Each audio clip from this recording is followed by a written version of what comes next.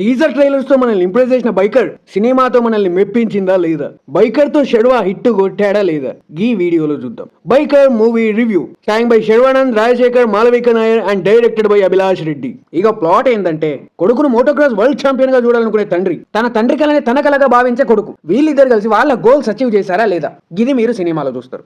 ఈ video end వరకు చూసి నచ్చితే షేర్ చేయండి, నచ్చకపోతే కామెంట్ చేయండి, నచ్చినా నచ్చకపోయినా లైక్ చేసి సబ్స్క్రైబ్ చేసుకోండి. No coming to the positive. Sharwanand కి సినిమా కోసం మస్తు ఎఫర్ట్స్ పెట్టిండు, దానికి తగ్గట్టే 100% కష్టపడ్డాడు. బాడీ ట్రాన్స్ఫర్మేషన్ నుంచి బైక్ రేసింగ్ వరకు తన కష్టం మనకు స్క్రీన్ మీద కనబడతా ఉంటుంది. అంత ఎఫర్ట్స్ పెట్టిండు కాబట్టి ఆ క్యారెక్టర్ లో ఇమిడిపోయిండు. సినిమాలో కొన్ని రేసింగ్ సీక్వెన్సెస్ టూ గుడ్ ఉన్నాయి, సీట్ ఎడ్జ్ లో మనల్ని కూర్చుండి పెట్టేస్తాయి. అసలు మోటోక్రాస్ రేసింగ్ గురించి మనకు గింత బీ తెలియదు. దాని రూల్స్ ఏంటి, దాని కథ ఏంటి, దాని కార్ఖానా ఏందని మొత్తం మనకు స్క్రీన్ మీద చూపించేశారు.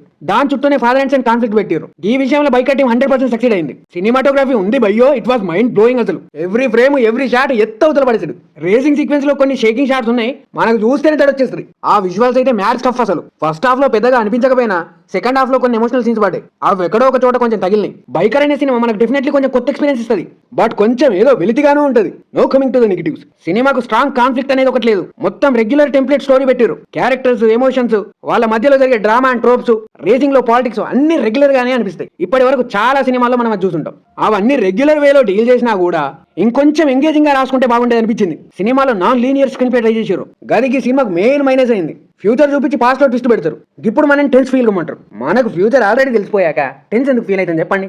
డ్రామా ఎపిసోడ్స్ అనేవి చాలా వరకు డ్రాగ్ చేసారు. ఫస్ట్ హాఫ్ లో ఫాదర్ అండ్ సన్ మధ్యలో ఎమోషన్స్ పూరా బక్వాస్ అనిపిస్తాయి. సెకండ్ హాఫ్ లో ఏదో అక్కడక్కడ టచ్ అయ్యాయి కానీ మిగిలిన మొత్తం స్క్రాప్ అనిపిస్తుంది. సినిమా మొత్తం హీరో క్యారెక్టర్ చుట్టే తిరుగుతూ ఉంటుంది. కానీ మన దరిద్రం ఏంటంటే హీరో క్యారెక్టర్ ని సరిగ్గా ఎస్టాబ్లిష్ చేయరు. అక్కడ సినిమా మీద మొత్తం కనెక్టివిటీ మనకు దొబ్బుద్ది. సినిమాలో silly logics and silly decisions చాలా అంటే చాలా ఉన్నాయి. మేకర్స్ 100% వాళ్ళు ఎఫర్ట్స్ పెట్టారు, అవి మనకు స్క్రీన్ మీద కనిపిస్తాయి. కానీ వాళ్ళ ఎఫర్ట్స్ కి తగ్గట్టు రూట్ బిల్డ్ చేసుకుంటే ఇంకా బాగుండేది. ఇంకొంచెం గ్రిప్పింగ్ గా రాసుకుని ఉంటే ఇది F1 రేంజ్ లో పేలేది. No coming to the performances. Sharwa his did well. Rajasekhar garu character అంత డీటెయిలింగ్ గా లేకపోయినా ఆయన యాక్టింగ్ తో ఇంపాక్ట్ క్రియేట్ చేసిండు. Malavika Nair is good. శర్వా కొడుకుగా ఒక అబ్బాయి యాక్ట్ చేసిండు, చాలా బాగా చేసిండు. మిగిలిన వాళ్ళందరూ వాళ్ళ పాత్ర మేరకు చేశారు. No coming to the director Abhilash Reddy. Motocross racing అని ఒక మంచి కాన్ఫ్లిక్ట్ తీసుకుండు, దాంతో ఆడియన్స్ లో ఒక కొత్త ఎక్స్పీరియన్స్ క్రియేట్ చేయాలని చూసిండు. కానీ గవే రెగ్యులర్ ట్రోప్స్ అండ్ టెంప్లెట్స్ తీసుకొచ్చి పెట్టి నాశనం చేశాడు. ఇంకొంచెం ఇంట్రెస్టింగ్ గా రాసుకుంటే బొమ్మ వేరేలా ఉండేది. మొత్తం మీద బైకర్ అనేది average one. That's it for the review. Please subscribe.